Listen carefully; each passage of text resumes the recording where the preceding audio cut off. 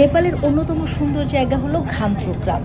সেখানে না গেলে আসলে নেপালের যে সৌন্দর্য সেটি অনেকটাই মিস করবেন, এবং কিভাবে যেতে হয়, কত টাকা খরচ হয় এবং কেমন সুন্দর সুন্দর জায়গা দেখতে দেখতে যাবেন সেটি একটু দেখাতে এবং জানাতে চাই। আমরা পোখারায় লেক সাইডে ছিলাম, সেখান থেকে ট্যাক্সিতে করে জিরো পয়েন্টে যাই। সাধারণত নেপালের যে অ্যাপস, আমরা পাঠা অ্যাপসটা নামিয়ে নিয়েছিলাম, যার কারণে নেপালি 400 থেকে 450 রুপি লেগেছে আমাদের জিরো পয়েন্ট পর্যন্ত যেতে।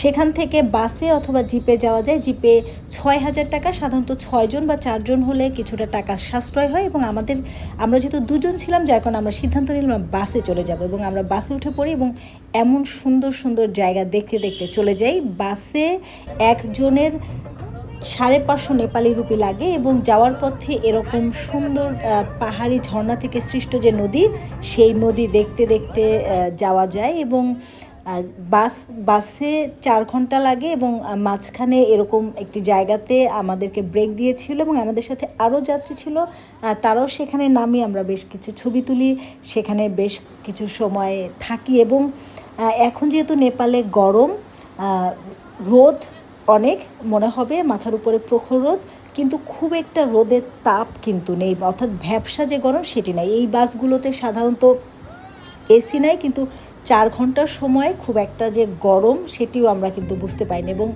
গাড়িগুলোতে সাধারণত নেপালি যে গান, সেই গান, পাহাড়ি গান এগুলো বাজে, এবং বেশ ভালো লাগে।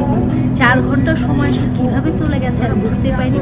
এমন সুন্দর সুন্দর পাহাড়ি দৃশ্য, এবং এত উঁচু নিচু রাস্তা, সেই রাস্তায় যাওয়ারও আলাদা একটা অ্যাডভেঞ্চার টাইপের ভাব আছে, এবং খুবই সুন্দর পাহাড়। আমার 4 ঘন্টা আসলে কীভাবে গেছে আমি বুঝতেই পারিনি।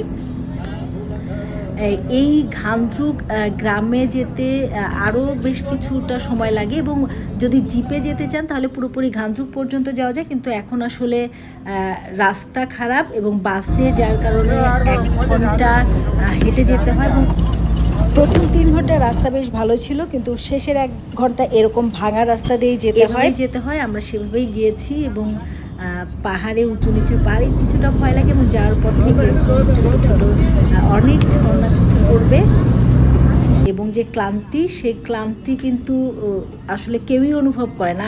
আমাদের সাথে যারা ছিল তাদের সাথে আমরা কথা বলছিলাম, এমন সুন্দর জায়গা দেখতে দেখতে যাওয়া, সেটি কিন্তু খুব বেশি ক্লান্তিও লাগে না।